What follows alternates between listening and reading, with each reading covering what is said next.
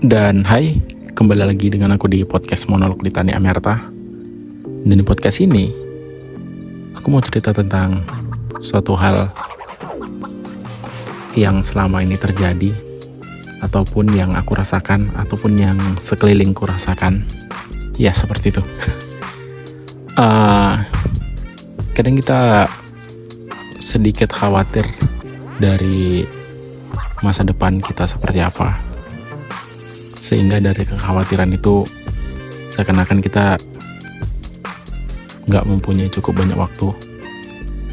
Dan juga kita mempunyai pikiran yang harus besok pagi gimana caranya dapat uang banyak. Ya, seakan-akan kesuksesan itu adalah suatu hal yang diburu. Seakan-akan uang itu adalah suatu hewan yang terancam punah. Jadi kayak kalau nggak kita buru sekarang, kedepannya kita nggak dapat apa-apa. Sehingga daripada itu, kita menganggap bahwasanya sukses dan berjuang untuk menuju itu harus kejar-kejaran atau buru-buru. Ya padahal untuk pelan-pelan juga nggak apa-apa. Nah, mungkin itu garis besar dari podcast kita pada malam hari ini. Dan aku kasih judul berjuang gak perlu berlari, pelan-pelan juga gak apa-apa. Kamu tahu, terkadang kita merasa seperti hidup ini adalah lomba yang harus dimenangkan, dan yang paling cepat adalah yang paling sukses. Kita berjuang, kita kejar-kejaran, dan dalam prosesnya kita lupa untuk menikmati perjalanan. Namun, apa yang terjadi jika kita berpikir bahwa kita bisa berjuang dengan tenang dan santai?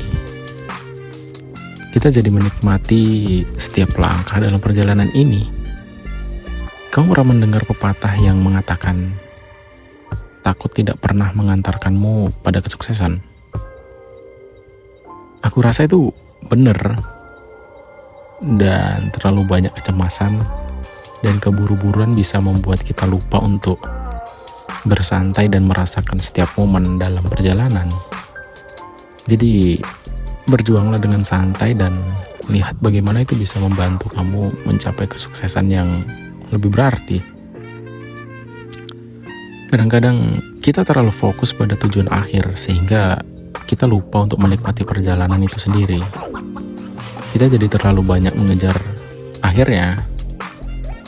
Dan ketika kita sampai di sana, kita malah bertanya apa yang terjadi selama perjalanan. Nah, sekarang saatnya untuk memulai menikmati setiap langkah. Jadi kayak oke gitu, kita mempunyai suatu goals yang besar, kita mempunyai suatu impian yang besar, tapi jangan sampai impian yang besar jauh di sana itu membuat kita lupa untuk menikmati momen-momen ini. Sekarang kita bicara tentang gimana kita bisa benar-benar berjuang dengan santai. Ini tidak berarti kita malas atau tidak serius dalam mencapai tujuan kita. Ini lebih tentang mengubah perspektif kita dan menemukan keseimbangan antara kerja keras dan relaksasi sebenarnya. Ini kayak oke, ini kita udah bekerja keras di hari ini gitu, tapi setelah itu selesai ya udah gitu, istirahat ataupun menikmati momen ini gitu. Santainya tuh di situ gitu, bukan berarti ya sampai kapanpun kita slow. Yang ada nanti kita terjebak di hal tersebut dengan dengan problematika rasa malas gitu sih. Kadang-kadang kita begitu terpaku pada hasil akhir sehingga kita juga lupa bahwa yang sebenarnya penting adalah tindakan yang kita lakukan.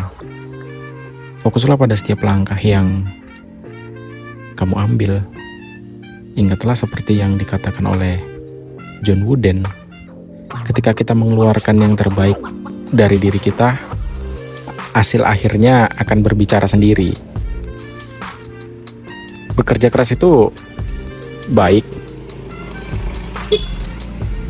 tetapi jangan lupa untuk memberi dirimu istirahat yang diperlukan, karena itu sangat penting. Ada istilah yang mengatakan rehat adalah investasi yang cerdas. Nah, itu benar. Dengan istirahat yang cukup, kita juga jadi bisa berjuang dengan lebih baik dan santai.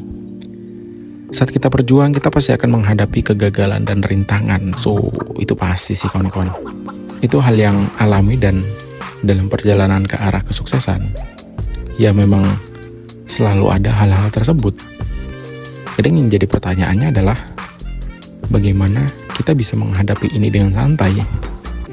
Ya kembali lagi di poin sebelumnya sih, menikmati momen ini. Kegagalan itu adalah pelajaran yang berharga. Daripada stres dan akhirnya, lihatlah setiap kegagalan sebagai kesempatan untuk belajar dan tumbuh. Jadi kadang kita kayak perlu belajar dari kegagalan, karena pada saat kita gagal kan ada hal-hal yang kurang kita pahami, ada hal-hal yang kita tuh butuh mengulik lebih dalam dari hal tersebut. Jadi ada satu kisah, waktu itu aku dengerin podcast dia, juara berapa ya, pokoknya juara dunia, juara 5 kalau nggak salah, tapi dunia, tentang manual brew kopi. Jadi dia bilang adalah dia nggak pernah ikut kursus buat brewing kopi, dia nggak pernah ikut kelas apapun gitu. Dia cuma belajar dari kegagalan, dan dia gagal itu bukan cuma sekali 2 kali. Kalau nggak salah di podcast itu dia bilang sampai 17 kali ngerasa kegagalan baru pada akhirnya dia berhasil. Nah, dari cerita tersebut, ya singkatnya seperti itu sih. Dari cerita tersebut bahwasanya ya kegagalan itu perlu supaya kita dapat lebih bijak lagi dalam menentukan arah, ataupun kegagalan itu perlu supaya kita dapat belajar lagi dari apa yang kita kurang dan mengulik lebih dalam lagi. Mengenai kegagalan, Thomas Alva Edison juga pernah bilang, dia bilang gini sih, saya tidak pernah gagal, saya hanya menemukan 1000 cara yang tidak berhasil. Nah itu yang dibilang. Kadang-kadang kita terlalu keras pada diri sendiri. Ketika kita menghadapi rintangan, ingatlah bahwa kita adalah manusia dan tidak ada yang sempurna.